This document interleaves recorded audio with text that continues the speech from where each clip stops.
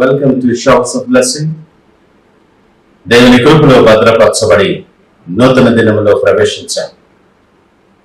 ఈనాటి దేవుని వాగ్దానం. నీవు భయపడనక్కరలేదు, బాధించువారు నీకు దూరముగా నుండెదరు. Tyranny will be far from you, you will have nothing to fear. యెషయా గ్రంథం 54వ అధ్యాయం 14వ వచనం. Praise God. ఈ నూతన దినములు దేవుడు మీ కొరకు సిద్ధపరిచిన ప్రతి దీవెన ఆకాశపు వాక్కెళ్ళు విప్పి మీ మీద కృమ్మరించునుగాక. మరి ఒక నూతన దినాన్ని ఆరంభిస్తున్న నేపథ్యంలో ప్రేమ కలిగిన వాగ్దానము ద్వారా దేవుడు మనల్ని దర్శిస్తూ ఉన్నాడు.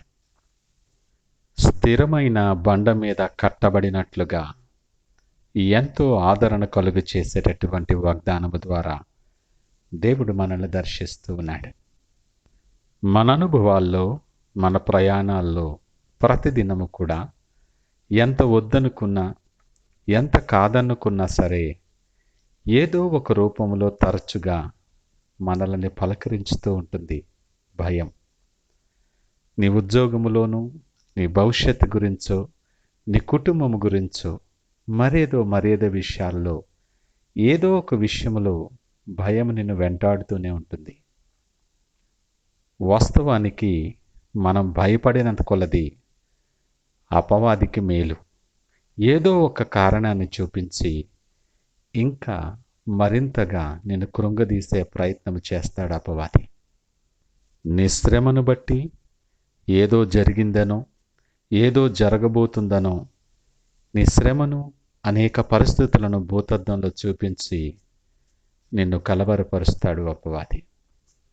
నిన్ను ప్రేమించే దేవుడు నిత్యము నీతో పాటు ఉన్నాడు. నీ బాధలను చూసేటటువంటి దేవుడు ఆయన. నీ భయాలు సమస్తమును ఎరిగినటువంటి వాడు. నిన్ను ఎరిగిన దేవుడు ఈ ఉదయకాలం నీతో మాట్లాడుతూ ఉన్నాడు. ఆయన నడిపించే దేవుడుగా ఉన్నాడు. నువ్వు భయపడద్దు, నువ్వు భయపడక్కరలేదు. నీ భయములన్నీ కూడా నేను తీసివేస్తున్నాను. నీకు భయము కలిగించే ప్రతి పరిస్థితిని, అది ఏ ఆటంకమైనా నేను తీసివేస్తున్నాను అంటున్నాడు. నీ దుఃఖ దినములు సమాప్తమయ్యాయి. ఇక నీవు కన్నీళ్లు విడువవని నీకు వాగ్దానం చేస్తూ ఉన్నాడు. అంత మాత్రమే కాదు సుమా, నిన్ను బాధించువారు నీకు దూరముగా ఉందురు. దూరంగా ఉంచుతాడైనా. వారితో నేను యుద్ధము చేస్తాను. అది వ్యక్తులైనా, పరిస్థితులైనా, మరింకేదైనా నీ దరికి రాకుండా నేను వారిని దూరముగా ఉంచుతానని వాగ్దానం ఇస్తున్నాడు. మనస్సు నిండా, నీ మార్గము నిండా అనేక భయాలతో, ఆందోళనలతో నిండి ఉన్నావేమో. భయం వల్ల ఏమీ చెయ్యలేక నీ ఆలోచనలు స్తంభించిపోయిన నేపథ్యంలో ఉన్నావేమో. దేవుడు నీతో మాట్లాడుతున్నాడు. సూటిగా నీతో అంటున్నాడు ఈ ఉదయకాలం, నువ్వు భయపడక్కర్లేదు, ధైర్యం తెచ్చుకో. చాలాసార్లు నీ మనసు భయం మీద దృష్టించుట వలన ఆయన మాట మన చెవికి చేరటం లేదేమో, మనం వినిపించుకోవటం లేదు. దావీదు అనుభవాలను జ్ఞాపకం చేసుకో. దావీదు అంటున్నాడు, యెహోవా యొద్ద నేను విచారణ చేయగా ఆయన నాకు ఉత్తరమిచ్చెను. నాకు కలిగిన భయములన్నిటి నుండి ఆయన నన్ను తప్పించెను. నీ విశ్వాసాన్ని బలపరిచి ఆదరణ కలిగించేటటువంటి గొప్ప మాట ఇది. నీ విశ్వాసం ఉంచి ఆయనను నమ్ముకో. ప్రతి విషయములో, ప్రతి ఆలోచనలో, నీ ప్రవర్తన అంతటిలో ఆయన అధికారానికి ఒప్పుకో. ఆయన ఉండగా, నీతో పాటు సర్వశక్తిమంతుడుండగా నీకు విరోధి ఎవడు? కలత చెందొద్దు, నువ్వు భయపడకు. నీ భయపెట్టే సమస్తాన్ని కూడా దేవుడు నీ నుండి దూరపరుస్తూ ఉన్నాడు. ఆయన ఆ పనిలోనే ఉన్నాడు. నువ్వు ధైర్యం తెచ్చుకొని ఆయన మీద ఆనుకొని నడవటం నేర్చుకో. నీకోసం గొప్ప కార్యాలు చేయబోతున్నాడు ఆయన. నీవు సిద్ధముగా ఉండాలి. భయపడకు.